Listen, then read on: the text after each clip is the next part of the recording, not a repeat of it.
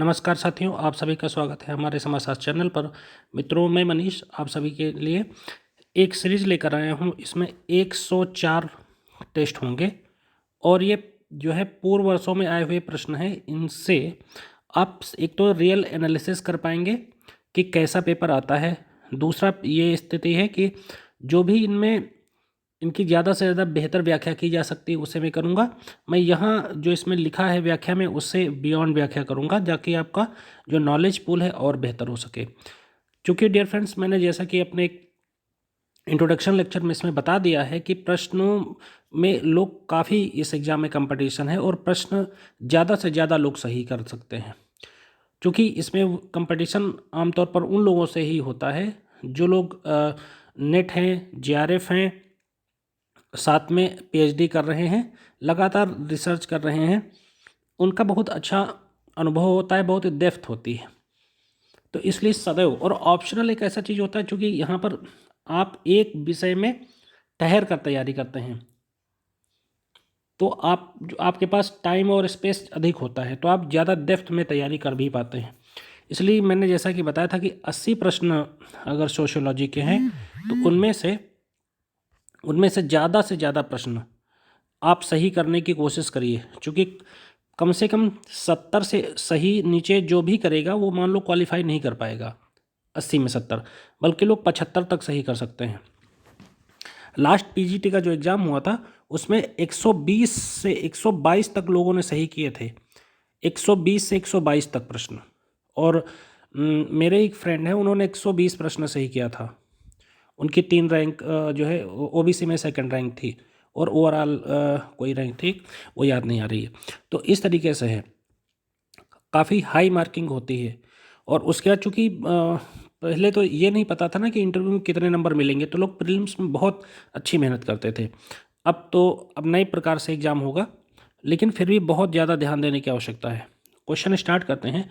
Louis Duma ने अपने होमो हायरार्किकस जिस सिद्धांत का प्रतिपादन किया, अब देखो ये सेंटेंस ही गलत हो, अपने होमो हायरार्किकस जिस सिद्धांत का प्रतिपादन किया, अपने ये सही लाइन ये होनी चाहिए क्वेश्चन में कि लुई डुमा ने अपनी पुस्तक होमो हायरार्किकस में जिस सिद्धांत का प्रतिपादन किया वो क्या है।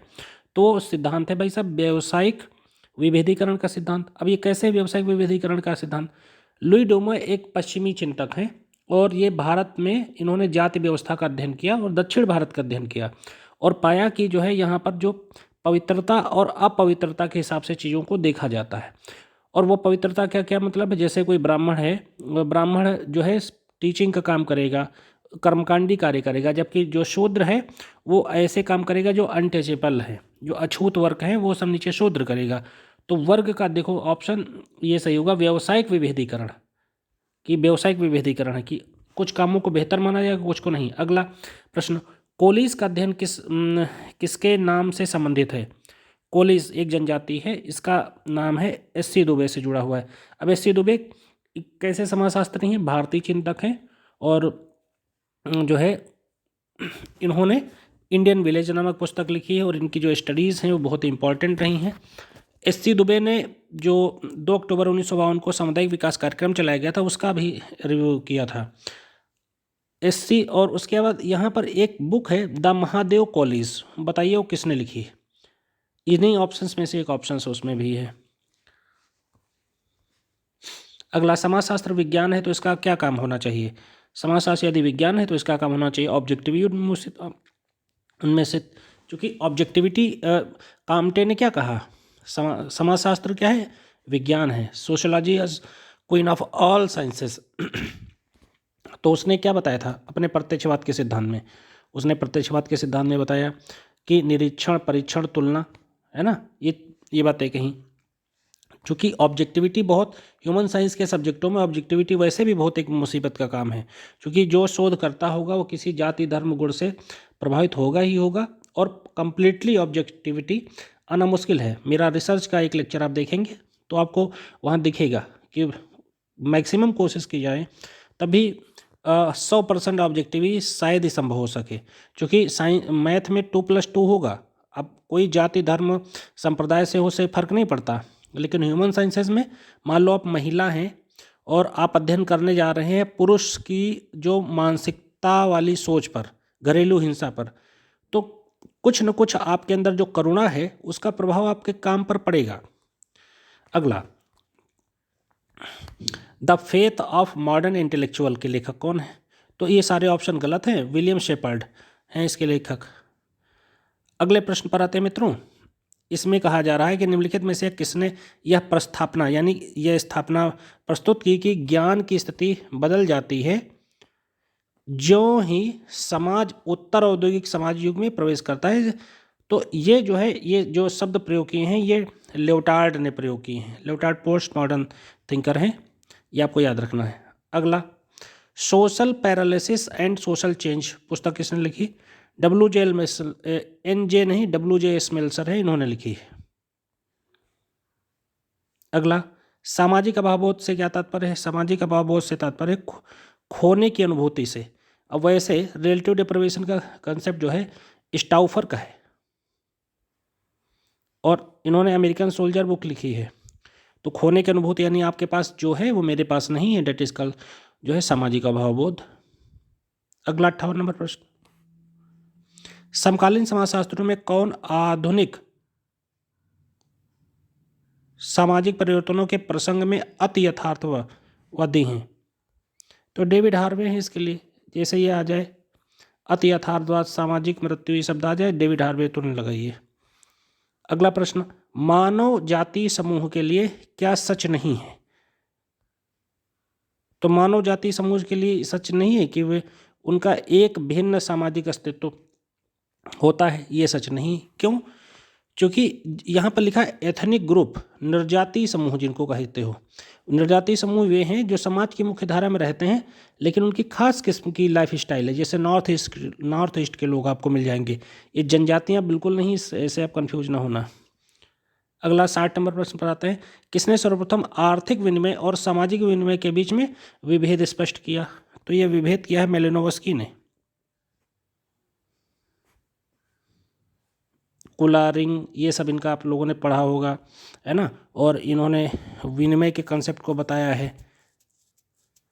इनकी द गिफ्ट एक पुस्तक भी है इनकी, ये सब पता रहना चाहिए। अगला कंसेप्ट, मर्टन ने विचलन को एक समाजशास्त्रीय सिद्धांत कहा, बिल्कुल ठीक है। उसने विचलन की व्याख्या व्यक्ति की प्रकृति के आधार पर की नहीं। देखो, विचलन को ऐसे अनुरूपता, नवाचार और जो है प्रतिष्ठा और उसके बाद प्रतिमानहीनता ऐसे करके बताया गया है।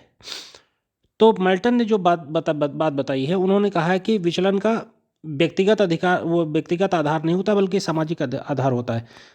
अब इसी बात को, जो विचलन को, डेवियंस को अगर दुर्खिम के शब्दों में कहें तो दुर्खिम कहते हैं विचलन समाज के लिए जरूरी है, इसकी घटी या बढ़ी दर समाज के लिए घातक होती है। जबकि मर्टन क्या कहते हैं, साधन और साध्य में जो विपरीत संबंध होते हैं उसके अनुसार विचलन समाज में आता है और ये चीज़ें सामाजिक तौर पर होती हैं।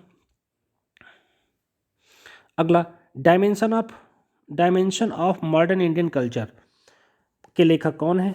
तो dimension of modern Indian culture के लेखक हैं DP मुखर्जी। इनका नाम पूरा है धुरजटी प्रसाद मुखर्जी। ये जो मॉडर्निटी और जो ट्रेडिशन है उसके बीच में जो डायलेक्टिज्म है उसकी बात करते हैं। इनको मार्क्सोलॉजिस्ट भी कहा जाता है और बहुत ही इंपॉर्टेंट थिंकर हैं। ये कहा करते थे कि बुक से ज़्यादा हमें ह्यूमन रिसोर्स को डेवलप करना चाहिए। अगला, मर्टन के अनुसार सफलता के लक्ष्यों के प्रत्युत्तर में अमेरिकी समाज के सदस्य कितने प्रकार के संभावित तरीके अपना सकते हैं? 5 प्रकार के। अगला 64, किसने अभिव्यक्तशील क्रिया के सिद्धांत का प्रतिपादन किया? तो जैसे कम्युनिकेटिव एक्शन आए वैसे जुर्गेन हेबरमास लगाओ। मैंने पिछले अपने लेक्चर में बताया था, तार्किक क्रिया, संप्रेषणात्मक क्रिया, इन की बात करते हैं ये। अगला, समाज के प्रकारों की विवेचना में किसने युद्ध प्रिय समाज की बात करी? तो मिलिटेंट की बात करी है स्पेंसर ने। अब स्पेंसर इसके लिए शब्द हिंदी में प्रयोग करते हैं युयुत्स समाज और एक सावयवी समाज। 2 समाजों की बात करते हैं, आप याद करिए। समाज को एक सावयव की तरह देखते हैं, ऑर्गन की तरह देखते हैं। अगला, कौन सा कथन सामाजिक समूह का अर्थबोध कराता है? तो सामाजिक संबंधों में बंधे हुए व्यक्ति, यही सामाजिक समूह का अर्थबोध कराता है। अगला, कौन सा लक्षण प्रजाति का बोध कराता है? तो प्रजाति के भैया मनुष्य की नस्ल, इससे जुड़े हैं रिजले इत्यादि जो लोग जुड़े हुए हैं इससे। रिजले 7 प्रकार बताते हैं प्रजाति के, रेस के, मंगोलाइड, ऑस्ट्रोलाइड, ये सब चीज़ों की बात करते हैं। हट्टन भी संबंधित हैं प्रजातियों के अध्ययन से, कभी आ जाए तो टिक कर दिएगा। संस्कृति के अर्थ का कौन बोध कराता है? तो समग्र की व्यवस्था में परिवर्तन, ये नहीं, भौतिक और अभौतिक कृतियों की समग्रता, यही संस्कृति। बहुत किसने कहा बताइए आप लोग कमेंट करके। जो हम हैं वो संस्कृति, जो हमारे पास है वो सभ्यता है। अगले प्रश्न पर आते हैं। द्वितीयक समूह के बारे में कौन बात करता है, मतलब ये कौन द्वितीयक समूह से संबंधित है? तो भाई पड़ोस, स्कूल, परिवार, ये प्राथमिक समूह है, कुल ऐसा कहते हैं। मनोरंजन क्लब द्वितीयक समूह है, चूंकि वहाँ पर अपने मनोरंजन के लिए जाते हैं, वापस आ जाते हैं। अगला प्रश्न, 4 प्रकार के सरल अर्थव्यवस्थाएं दी गई हैं आपको, इनमें से टिक करना है। तो सबसे पहले क्या होगा? सबसे पहले लोग आखेट करते थे, है ना, और उसके बाद चरवाहा कल्चर हुई। पहले जो पशु मार के खाते थे, पत्थर वगैरह का आविष्कार हुआ, पहिया को, वही सब पता ही होगा। उसके बाद चरवाहा कल्चर हुई, यानी पशुओं को पालने की प्रथा शुरू हुई। फिर लोगों ने झूम खेती करना प्रारंभ किया। झूम खेती क्या है? इसे कहते हैं शिफ्टिंग कल्टीवेशन, यानी कि जो है आप किसी जगह, जो जनजातियां ज़्यादातर करती हैं, नागालैंड, मिजोरम, मणिपुर, इन सब की, अब तो उड़ीसा और यहाँ सब जगह भी होने लग गई है। इसको सरकार ने लीगलाइज भी किया है। भाई जनजातियाँ एक जगह रहती हैं समूह में, वहाँ के पेड़ पौधे झाड़ियाँ काट कर वहाँ खेती करती हैं और कुछ वर्षों में फिर शिफ्ट कर जाती हैं। तो that is called shifting cultivation. और चौथा होगा कुटीर उद्योग। तो ये सही हो जाएगा, बी ऑप्शन। अगला प्रश्न इसमें कहा जा रहा है कि एक्टिव सोसाइटी कौन बात कर रहा है? एडजियोनी कर रहे हैं। द सिटी मैक्स वेबर की पुस्तक है, रॉबर्ट पार्क ने भी इस बारे में पुस्तक लिखी है, द सिटी करके। क्रेडेंशियल सोसाइटी बिल्कुल जो है इनकी रचना नहीं है स्पेंसर की, यह रेंडॉल कॉलिंस की है। रेंडॉल कॉलिंस कौन से समाजशास्त्री हैं? जो सूक्ष्म आधार पर मार्क्सवादी अध्ययन करते हैं। सूक्ष्म अध्ययन आपको पता रहे। अगला प्रश्न आता है जिसमें कहा जा रहा है कौन सा जोड़ा सही सुमेलित नहीं है? ऑप्शन ले लेते हैं। उत्तर औद्योगिक समाज, डेनियल बेल करते हैं, इनकी पुस्तक का क्या नाम है? The coming of post industrial society. दूसरा, पवित्रता और निरपेक्ष, ये जो है गलत है। पवित्रता और अपवित्रता की बात करता है, निरपेक्ष की नहीं, यही।